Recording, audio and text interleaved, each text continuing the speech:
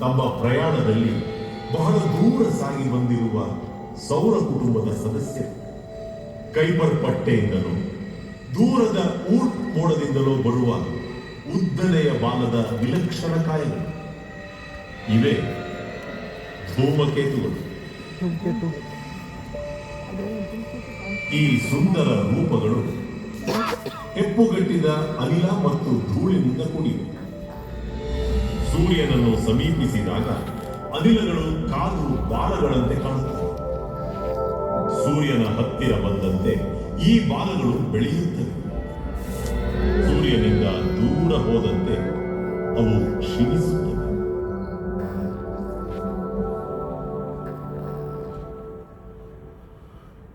ಸೂರ್ಯನ ಕುಟುಂಬದ ಸಂಕ್ಷಿಪ್ತ ಪರಿಚಯದ ಬಳಿಕ ಸೂರ್ಯನತ್ತ ಹಿಂದಿರುಗೋಣ.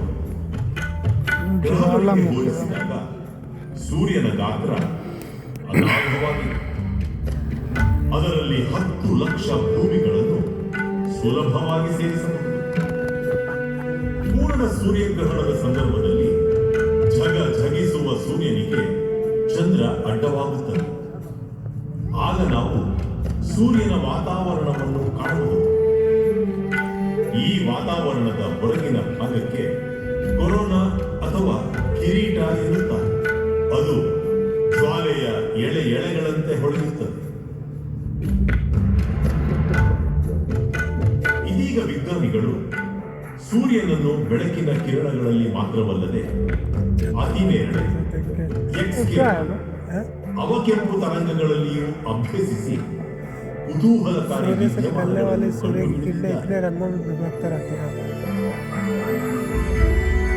ಸೂರ್ಯನ ಹೊರ ಅಂಚಿನಲ್ಲಿ ಆಗಾಗ ಅನಿಲದ ಬೃಹತ್ ಗುಳ್ಳೆಗಳು ಸ್ಫೋಟಗೊಳ್ಳುತ್ತವೆ.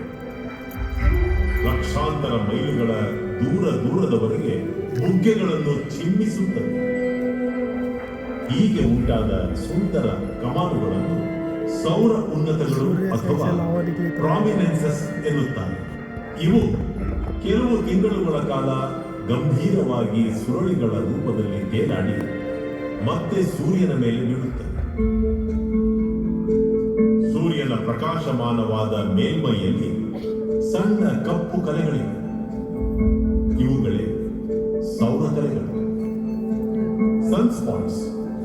ಇವುಗಳ ಸಂಖ್ಯೆ ಮತ್ತು ಸ್ಥಾನ ಸ್ಥಿರವಲ್ಲ.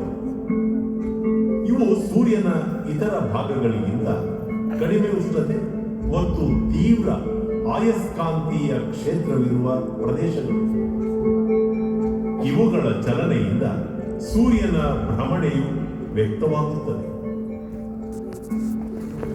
ಸತತವಾಗಿ ಕ್ರಿಯಾಶೀಲವಾಗಿರುವ ಸೂರ್ಯನ ಮೇಲ್ಮೈ ಸದಾ ಉರಿಯುತ್ತಿರುತ್ತದೆ. ಮೇಲ್ಮೈಯಿಂದ ಅಗಾಧ ವೇಗದಲ್ಲಿ ಹೊರಚಿಮ್ಮಿ ಮಾರುತವನ್ನೇ ಸೃಷ್ಟಿಸುತ್ತದೆ. ಇವನ್ನು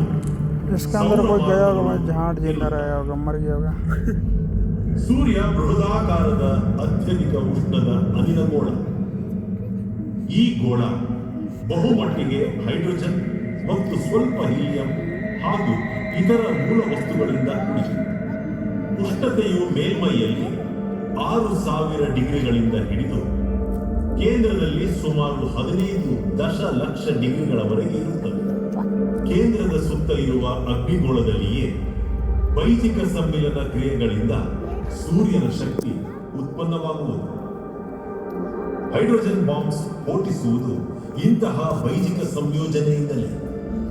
ಇದೇ ಸೂರ್ಯನ ಬೆಳಕಿಗೆ ಕಾರಣ.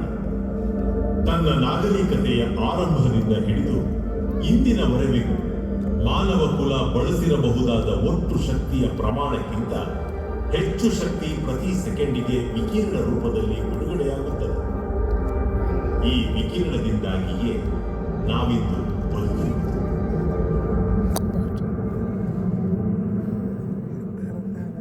ಇಷ್ಟೆಲ್ಲ ಅಬ್ಬರ ಆರ್ಭಟವಿದ್ದರೂ ಪ್ರಜ್ವಲಿಸುವ ಸೂರ್ಯ ಒಂದು ಸಾಧಾರಣ ನಕ್ಷತ್ರ ಅಷ್ಟೇ.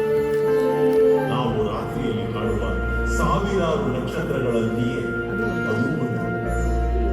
ಹಗಲಿಡಿ ತನ್ನ ಪ್ರಭೆಯಿಂದ ಮರೆಮಾಚುವ ವಿಶ್ವದಲ್ಲಿ ಸೂರ್ಯನ ಸ್ಥಾನವಿದೆ. ಇದನ್ನು ಕಾಣಲು ನಾವು ರಾತ್ರಿಯ ಆಕಾಶವನ್ನು ಸೂಕ್ಷ್ಮವಾಗಿ ಮತ್ತೊಮ್ಮೆ ನೋಡೋಣ.